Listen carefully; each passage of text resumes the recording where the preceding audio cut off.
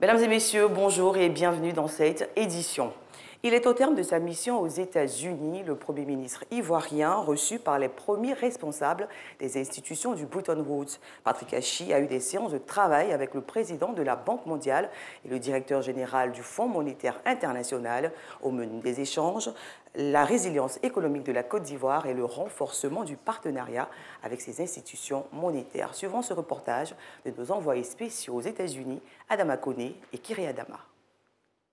Point culminant de la mission de la délégation ivoirienne aux assemblées annuelles du groupe de la Banque mondiale et du Fonds monétaire international, la rencontre entre le président du groupe de la Banque mondiale, David Malpass, et le Premier ministre Patrick Hachi. Le président de la République, son Excellence M. Alassane Ouattara, nous a instruit moi-même ainsi que les ministres qui sont avec moi, Madame le ministre du Plan, M. le ministre des Finances, M. le ministre du Budget, son conseiller spécial, de nous rendre donc aux assemblées annuelles de la Banque mondiale et du Fonds afin d'échanger avec eux sur le contexte mondial que traversent la plupart des pays, caractérisé par des chocs externes extrêmement importants, mais également dans notre cas particulier de la situation du terrorisme qui sévit dans la sous-région, pour voir dans quelle mesure les actions qu'entreprennent la Côte d'Ivoire aujourd'hui pour faire face à ces différents défis qui doivent permettre de maintenir le pouvoir d'achat des populations, qui doivent permettre de lutter contre la pauvreté,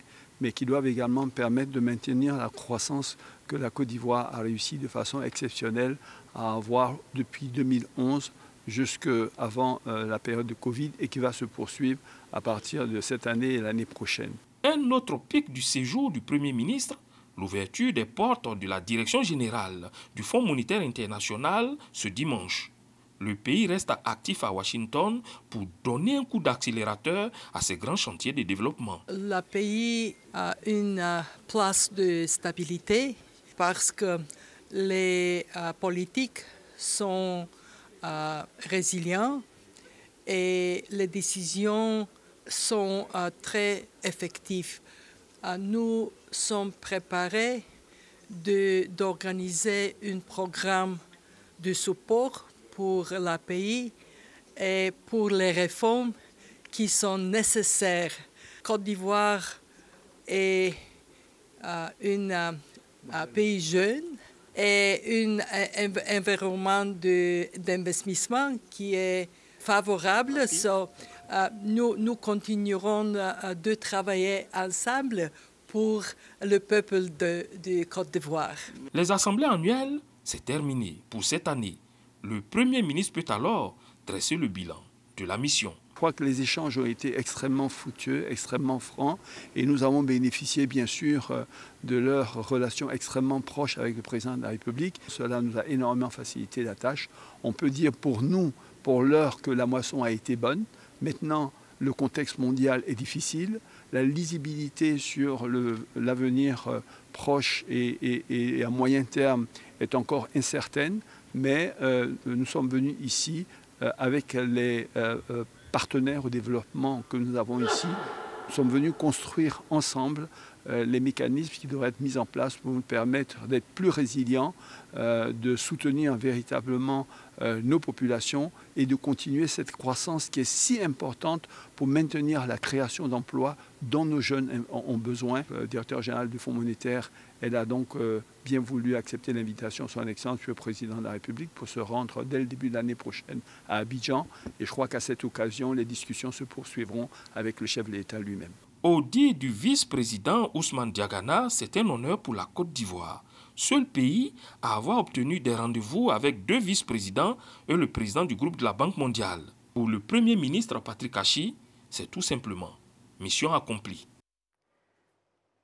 Revenons en Côte d'Ivoire, dans la ville de Korogo, plus précisément, où la pérennité de la culture du coton est au cœur des actions politiques. Kobena Kwasi Adjoumani, ministre de l'Agriculture, a effectué une visite de terrain dans les plantations de coton. Il a aussi échangé ce lundi avec les acteurs de cette filière de la région du Poro, à Mississauga.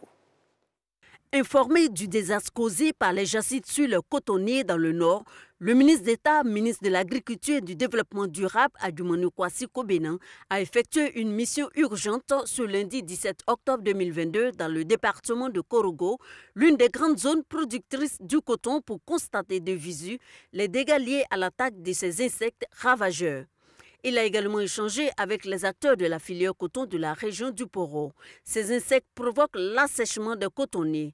Ils s'attaquent également aux cultures vivrières. Nous avons même estimé à 30%, mais on se rend compte que la perte va être au-delà des 30%.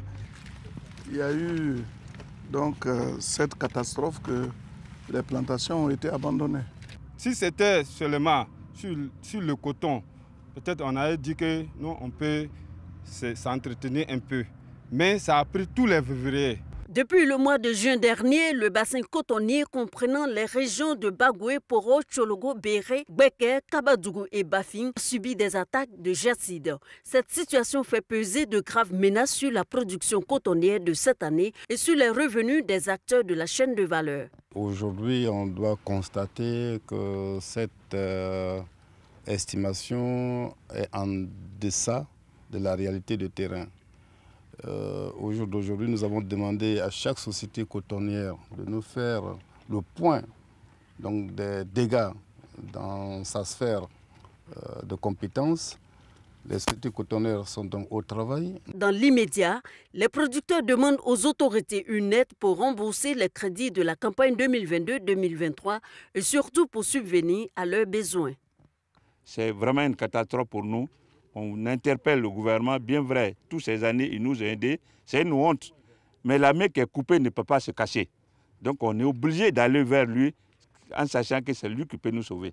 Face à la détresse des 105 000 producteurs de coton que compte le pays, le ministre d'État Adjumani Kwasi Kobena a promis rendre compte fidèlement au chef de l'État Alassane Ouattara en vue des solutions idoines. Quand l'or blanc est attaqué, ce sont les populations qui s'en trouveront lésées.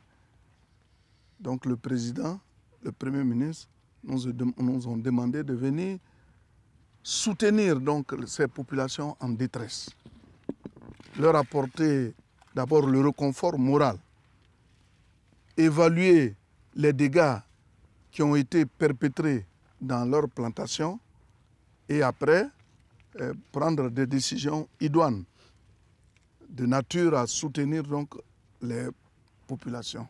Mais ce n'est pas seulement la Côte d'Ivoire qui est attaquée.